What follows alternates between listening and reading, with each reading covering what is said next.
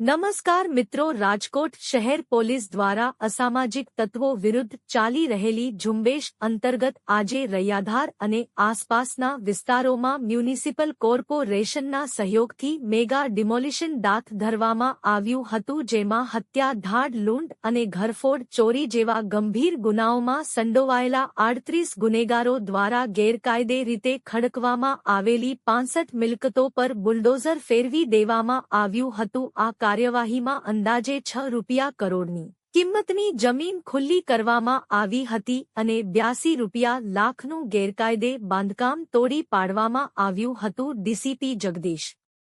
બાંગરવા અને એસીપી રાધિકા ભારાઈની આગેવાની હેઠળ 3 પીઆઈ સહિત 7 પોલીસ સ્ટેશનના 116 પોલીસ કર્મચારીઓના વિશાળ કાફલાએ વહેલી સવારે 6 વાગ્યે રૈયાગામ, રૈયાધાર અને પરશુરામ ચોકડી જેવા વિસ્તારોમાં ત્રાટકી હતી અને રાજકોટ મ્યુનિસિપલ કોર્પોરેશનની ટીમને સાથે રાખીને ડિમોલિશનની કામગીરી શરૂ કરી હતી।